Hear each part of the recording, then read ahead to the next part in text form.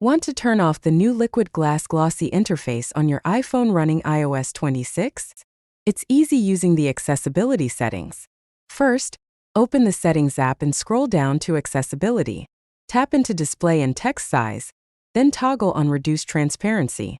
That single switch swaps out the translucent, reflective panels for solid, high-contrast backgrounds, cutting back on the shine and motion that many find distracting.